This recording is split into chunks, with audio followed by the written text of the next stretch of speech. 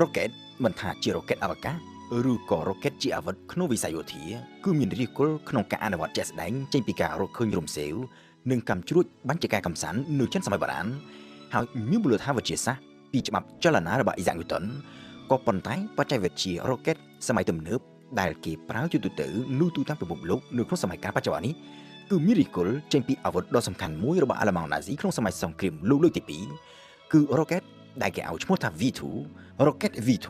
ដែលស្រាវជ្រាវនិងផលិតដោយវិស្វករ rocket ដ៏ល្បីរបស់អាល្លឺម៉ង់ឈ្មោះ Wernher von Braun von Braun កើតនៅឆ្នាំ1912នៅក្នុងត្រកូលស្ដុកស្ដំមួយនៅអាល្លឺម៉ង់ជាក្មេងដែលពីដំបូងឡើយមិនសូវជារៀនពូកែប៉ុន្មាននោះទេជាពិសេសមិនសូវពូកែខាងមុខវិជ្ជាវិទ្យាសាស្ត្ររួមមានគណិតវិទ្យានិងរូបវិទ្យាជាដើមក៏ប៉ុន្តែ von Braun គឺជាក្មេងដែលដកចិត្តខ្លាំងទៅលើផ្នែកអវកាសនិងតារាសាស្ត្រចំណុចរបត់ដ៏ចម្បងដែលនាំ von Braun ទៅរកដំណើរជីវិតជាអ្នកវិទ្យាសាស្ត្រ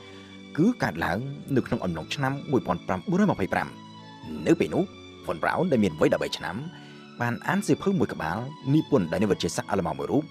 ដែលត្រូវបានគេចាត់បញ្ចូលទៅក្នុងចំណោមបេតាស្ថាបនិកទាំង3រូបនៃវិទ្យាសាស្ត្រ rocket គឺ Hermann Oberth សៀវភៅរបស់ Oberth នេះ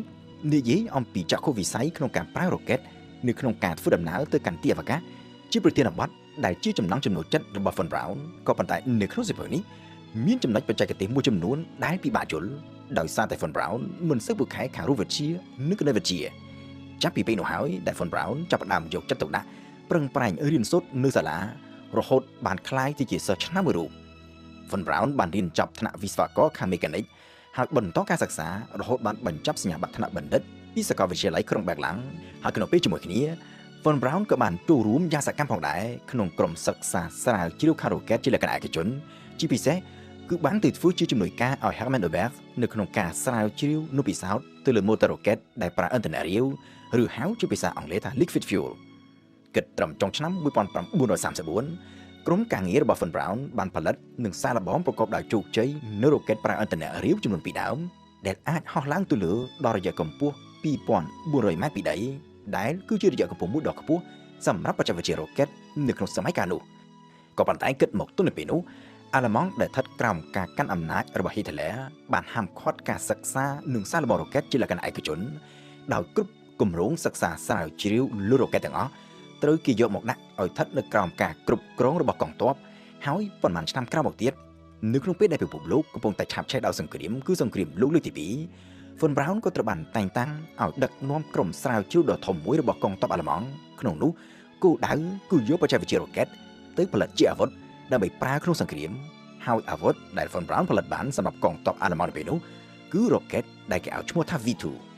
rocket V2 នេះត្រូវបានរចនាឡើងដោយផ្អែកទៅលើទ្រឹស្ដីនិង model rocket របស់បេតាវិទ្យាសាស្ត្រ rocket គឺ Konstantin Tsiolkovsky, Hermann Oberth និង Robert Goddard គឺជាប្រភេទ rocket ប្រើឥន្ធនៈរាវមានប្រវែង14ម៉ែត្រទម្ងន់តួ rocket 13តោនផ្ទុកក្បាលគ្រាប់ទម្ងន់ជិត1តោនហើយអាចបាញ់ឡើងទៅលើដល់រយៈកម្ពស់រហូតដល់ទៅ170គីឡូម៉ែត្រពីដីពូលគឺជា rocket ដំបូងគេបង្អស់នៅក្នុងប្រវត្តិសាស្ត្រដែលអាចធ្វើដំណើរចេញផុតពីស្រទាប់បរិយាកាសផែនដីចូលទៅដល់ក្នុងលំហអវកាស Rocket V2 ត្រូវបានបាញ់សាកល្បងដោយជោគជ័យជាលើកដំបូងនៅឆ្នាំ1942ហើយត្រូវបានដាក់ឲ្យប្រតិបត្តិការនៅឆ្នាំ1944ដោយប្រើជាលើកដំបូងបង្អស់គឺប្រើវាប្រហារទៅលើទីក្រុងប៉ារីនៅខែកញ្ញាឆ្នាំ1944គឺ3ខែក្រោយពីកងទ័ពអាមេរិកនិងសម្ព័ន្ធមិត្តវាយលុកចូលរំដោះប្រទេសបារាំងគឺប្រតិបត្តិការវាយលុកតាមឆ្នេរសមុទ្រនៅតំបន់ Normandy តាមការពិត Rocket នេះមានឈ្មោះដើមថា Aggregate 4 ឬ A4 ក៏ប៉ុន្តែនៅពេលដាក់ឲ្យប្រតិបត្តិការរដ្ឋាភិបាលរបស់ Hitler បានហៅ Rocket នេះថាគឺជាអាវុធដើម្បីសងសឹកទៅលើក្រុមសម្ព័ន្ធមិត្តអាវុធសងសឹកដែលហៅតាមភាសាអាល្លឺម៉ង់ Vergeltungswaffen ហើយដូច្នេះហើយបានជាវាត្រូវជាប់ឈ្មោះថាជា Rocket V2 មកទល់នឹងពេលបច្ចុប្បន្ននេះគឺជាសរុបទៅមាន Rocket V2 ប្រមាណជាង 3000 ដើមត្រូវបានកងទ័ពណាស៊ីប្រើវាប្រហារទៅលើទីក្រុងធំៗរបស់អង់គ្លេស Belgique បារាំងនិងហូឡង់ហើយជាមួយនឹងក្បាលគ្រាប់ជិត1តោននិងរយៈចម្ងាយបាញ់បានរហូតដល់ទៅជាង300គីឡូម៉ែត្រ V2 គឺជាមីស៊ីលបាឡីស្ទិករយៈចម្ងាយឆ្ងាយដំបូងគេបង្អស់នៅលើពិភពលោកជាអាវុធដ៏ទំនើបដែលគេខ្លាយរអាហើយក៏ជាបច្ចេកវិទ្យាដែលគេប្រជែងចង់បានគ្រប់គ្នាផងដែរដោយនៅក្នុងចំណោមនោះប្រទេសពីរដែលប្រជែងចង់បានបច្ចេកវិទ្យា Rocket V2 នេះគឺសហរដ្ឋអាមេរិកនិងសហភាពសូវៀតនៅពេលដែលសង្គ្រាមលោកលើកទី2ឈានចូលដល់ទីបញ្ចប់ហើយអាល្លឺម៉ង់ត្រូវចាញ់សង្គ្រាមទាំងសហរដ្ឋអាមេរិក និងទាំងសហភាពសូវៀតសុទ្ធតែបានប្រជែងគ្នាចូលកាន់កាប់ទីតាំងស្រាវជ្រាវនិងផលិតរ៉ុកែត V2 រឹបអូសបានយកប្លង់រ៉ុកែតក៏ដូចជារ៉ុកែតដែលនៅសេសសល់មិនទាន់ប្រើដើម្បីយកទៅសិក្សាលម្អិតអំពីបច្ចេកវិទ្យារបស់វាក៏ប៉ុន្តែអ្វីដែលកាន់តែសំខាន់ជាងរ៉ុកែតនិងប្លង់រ៉ុកែតនេះទៅទៀតគឺគូក្បាលដែលនៅពីក្រោយការរចនានិងផលិតរ៉ុកែតគឺ Wernher von Braun នៅដើមឆ្នាំ1945នៅពេលដែលកងទ័ពសូវៀតវាយលុកចូលជិតដល់ Peenemünde ដែលជាទីតាំងស្រាវជ្រាវនិងផលិតរ៉ុកែត V2 von Braun និងក្រុមស្រាវជ្រាវបានសម្រេចគ្នាថាពួកគេនឹងសុខចិត្តចុះចូលប្រគល់ខ្លួនឲ្យទៅអាមេរិកជាជាងសូវៀតដូច្នេះក៏បានធ្វើដំណើរចាក់ចេញពី Peenemünde ហើយប្រហែលខែក្រោយមកទៀត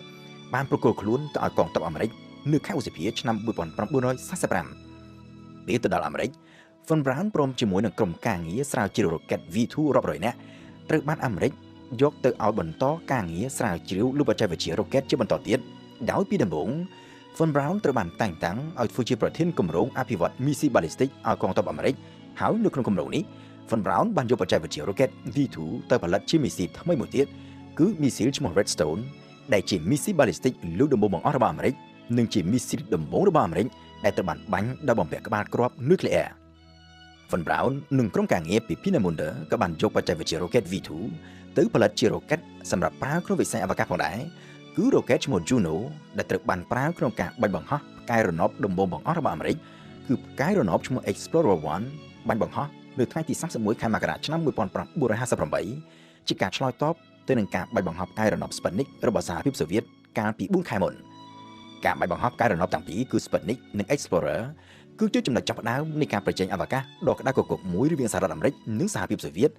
ហើយនៅថ្ងៃទី29ខែកក្កដាឆ្នាំ1958អាមេរិកបានបង្កើតស្ថាប័នថ្មីមួយជំនាញខាងផ្នែកអវកាសគឺទីភ្នាក់ងារ NASA ហើយ2ឆ្នាំក្រោយមកទៀតនៅឆ្នាំ1960 Wernher von Braun ក៏ត្រូវបានផ្ទេរចេញពីកងទ័ពអាមេរិកឲ្យទៅធ្វើការនៅទីភ្នាក់ងារ NASA វិញដោយនៅទីនោះ von Braun ត្រូវបានតែងតាំងឲ្យកាន់តំណែងជានាយកមជ្ឈមណ្ឌលស្រាវជ្រាវដ៏ធំមួយគឺ Marshall Space Flight Center ដែលជាអ្នកទូទាស់ក៏ត្រូវដឹកនាំគម្រោងផលិតរ៉ុកែតអវកាសដ៏សំខាន់មួយនៅក្នុងប្រវត្តិនៃវិស័យអវកាសគឺរ៉ុកែត Saturn V ដែលអាមេរិកប្រើក្នុងការបញ្ជូនអវកាសយានិកឲ្យទៅចុះទៅព្រះច័ន្ទជាលើកដំបូងបង្អស់នៅក្នុងប្រវត្តិសាស្ត្ររបស់មនុស្សជាតិគឺបេសកកម្ម Apollo ទី11នៅឆ្នាំ1969